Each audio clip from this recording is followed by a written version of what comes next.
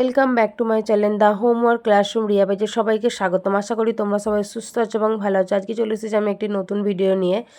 তৃতীয় পর্যায়ক্রমিক মূল্যায়ন 2025 তৃতীয় শ্রেণীর বিষয় হচ্ছে বাংলা। পূর্ণমান হচ্ছে 50, সময় 2 ঘন্টা দেবে। তোমাদের সাথে আমি সাজেশনের গুরুত্বপূর্ণ প্রশ্ন নিয়ে আমি কিছু আলোচনা করছি।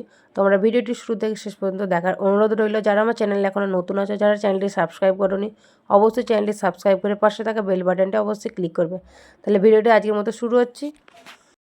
প্রথম প্রশ্ন আছে, নিচের প্রশ্নগুলির উত্তর দাও। 1 × 7 = 7। প্রথম প্রশ্ন আছে, শরৎ ঋতুর আগে কোন ঋতু আসে? এই প্রশ্ন উত্তর লিখবে শরৎ ঋতুর আগে বর্ষা ঋতু আসে। পরের প্রশ্ন আছে, ঈশপ কোন দেশের মানুষ ছিলেন? এই প্রশ্ন উত্তর লিখবে গ্রিস দেশের মানুষ ছিলেন। পরের প্রশ্ন আছে, ঈশপের প্রভু কে ছিলেন? এই প্রশ্ন উত্তর লিখবে রাজা প্রশাস। পরের প্রশ্ন আছে, বালকা বলতে কি বোঝায়? এই প্রশ্ন উত্তর লিখবে সাদা পাখির ঝাঁক। নেক্সট প্রশ্ন আছে, কোন কবিকে ছন্দের জাদুকর বলা হয়? প্রশ্ন উত্তর লিখবে কবি সত্যেন্দ্রনাথ দত্তকে।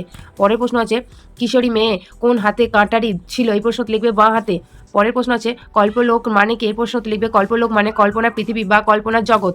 2 নম্বর দাগের আছে, শব্দ যুগনের অর্থ পার্থক্য দেয়া। 2 × 2 = 4। প্রথমে আছে পাটি, এর উত্তর হবে পাটি বা চাটাই, এটি বসার জন্য ব্যবহৃত হয়। আরেকটা পাটি মানে হচ্ছে মানব দেহের এটি অঙ্গের বিশেষ উল্লেখ, উদাহরণ হচ্ছে পা। 3 নম্বরে আছে, ঝুড়ি থেকে শব্দ নিয়ে শূন্যস্থান পূরণ করো। 1 × 6 = 6। প্রথমে আছে, যারা মাছ ধরে তাদের ড্যাশ বলা হয়? জেলে বলা হয়। 2 নম্বরে আছে, অঘ্রাণ মাসে ড্যাশ ঋতুর মধ্যে পড়ে? এই প্রশ্ন লিখবে হেমন্ত ঋতুর মধ্যে পড়ে। পরের প্রশ্ন হচ্ছে, ড্যাশ মাঝি নৌকাখানি, মধুমাঝি নৌকাখানি। পরের প্রশ্ন হচ্ছে, কারু চোখে ড্যাশ আটা? এই প্রশ্ন লিখবে চশমা আটা। পরের প্রশ্ন হচ্ছে, কচ্ছপে ছিল যে ড্যাশ নিষ্ঠা। পরের প্রশ্ন আছে, ঈশপের রচনাগুলি ড্যাশ নীতিকথা। 4 নম্বর দাগের আছে, বর্ণ বিশ্লেষণ করো। 2 × 2 = 4। প্রথমে আছে, ক্লোরোফিন ক যুক্ত ল যুক্ত ও যুক্ত র যুক্ত ও যুক্ত ফ যুক্ত ও হস্যই যুক্ত ল। পরেরটা আছে, স্বাধীনতা দন্তস্ব যুক্ত ব যুক্ত আ যুক্ত ধ যুক্ত দীর্ঘই যুক্ত দন্তন্য যুক্ত অ যুক্ত ত যুক্ত আ। 5 নম্বর দাগের আছে, শব্দার্থ লেখো। 1 × 2 = 2। প্রথমে প্রশ্ন আছে, অহংকারী, এর উত্তর হবে দাম্ভিক বা গর্বিত। তারপরে আছে, ডাগর বড় বড়। 6 নম্বরে আছে, বাক্য রচনা করো। 1 × 2 = 2। প্রশ্ন আছে, নিঝুম নিঝুম রাতে বাইরে যেতে খুব ভয় লাগে। 2 নম্বরে আছে, মগ্ন, ছেলেটি 2 ঘন্টা ধরে ঘুমে মগ্ন। 7 নম্বরে আছে, বিপরীত শব্দ লেখো। 1 × 2 = 2। প্রথমের প্রশ্ন আছে, সুন্দর অসুন্দর বা কুৎসিত। 2 নম্বরে আছে, অজ্ঞান বা সজ্ঞান। 8 নম্বরে আছে, এলোমেলো বর্ণগুলি সাজিয়ে লেখো, অর্থপূর্ণ শব্দ গঠন করো। 2 × 2 = 4। এটা সাজিয়ে লিখলে হবে কিচিরমিচির, আর 2 নম্বরে এটা সাজিয়ে লিখলে হবে বৃষ্টি বাদল। 9 নম্বরে আছে, সঠিক উত্তরের মাথায় টিক চিহ্ন দাও। 1 × 4 = 4। প্রথমে আছে, হাতি ধানের আখের পাটের খেতে নষ্ট করে দিয়েছিল? প্রশ্ন উত্তর হবে ধানের।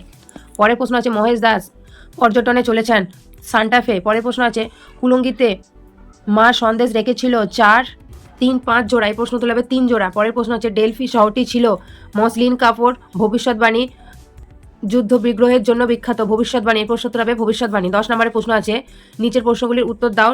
3 × 2 = 6। প্রথমের প্রশ্ন আছে, বর্ণ কাকে বলে? কয় প্রকার ও কি কি? এই প্রশ্ন উত্তর লিখবে ধ্বনি লিখিত রূপকে বলা হয় বর্ণ। বর্ণ কয় প্রকার? বর্ণ 2 প্রকার। 1 হচ্ছে স্বরবর্ণ, 2 হচ্ছে ব্যঞ্জন বর্ণ। 2 নম্বর আছে, বাংলা ভাষায় কয়টি স্বরবর্ণ আছে? কি কি? বাংলা ভাষায় 11টি স্বরবর্ণ আছে, যথা অ আ হ্রস্ব দীর্ঘই হ্রস্ব দীর্ঘ রি এ ওই ও ও। 11 নম্বরে আছে, নিচের প্রশ্নগুলির সংক্ষেপে উত্তর দাও। 5টি।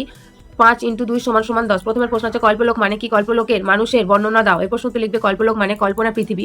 কল্পলোকের মানুষেরা কেউ মাটিতে হেঁটে, কেউ বা চড়ে ফানুস, কেউ বা ফোকলা, কারো মুখে দাড়ি, আবারও কারো চোখে চশমা আটা। 2 নম্বর প্রশ্ন আছে, ঘন বন আর মাঠ এই 2 জায়গায় থাকা পরীদের কি দশা হলো? এই প্রশ্ন উত্তর লিখবে ঘন বন থাকা পরীদের বাড়ি বেঁচে গেল আর মাঠে থাকা পরীদের বাড়ি ভেঙে গেল। পরের প্রশ্ন হবে, ঈশপ কে ছিলেন? ঈশপকে কেন মানব জাতির সবচেয়ে বড় শিক্ষকদের একজন বলা হতো? এই প্রশ্ন উত্তর লিখবে ঈশপ ছিলেন প্রাচীন গ্রিক দেশের একজন মানুষ, রাজা প্রশাসের কীর্তিদাস। পরের প্রশ্ন আছে, বর্ণ ও ধ্বনি কাকে বলে? এই প্রশ্ন উত্তর লিখবে বর্ণ মনের ভাব যখন আমরা লিখে প্রকাশ করি তখনই তাকে বর্ণ বলা হয়। ধ্বনি কথা বলার সময় আমরা মুখে যে আওয়াজ করি তাকে ধ্বনি বলা হয়। পরের প্রশ্ন আছে, বৃষ্টি নামার পর ভূতের অবস্থা কেমন হয়েছিল? এই প্রশ্নটি লিখবে বৃষ্টিতে ভিজে ভূতের চোখ দিয়ে, নাক দিয়ে, মুখ দিয়ে জলের গলার রং বেরিয়ে এসেছিল এবং শেষে মনে হলো এটা একটা খবরের কাগজ, কে যেন হাতে ভূত এঁকেছে। আজকে ছিল এই পর্যন্তই। দেখা হবে পরের ভিডিওতে। তোমরা এই প্রশ্নগুলো যদি শুরু থেকে শেষ পর্যন্ত দেখো এবং প্রশ্নগুলো যদি ভালো করে পড়ে যাও, অবশ্যই পরীক্ষায় আসার সম্ভাবনা অনেকটাই বেশি, কারণ আমি অনেকগুলো বই খুঁজে খুঁজে তোমাদের সাথে এই প্রশ্নগুলি আলোচনা করেছি।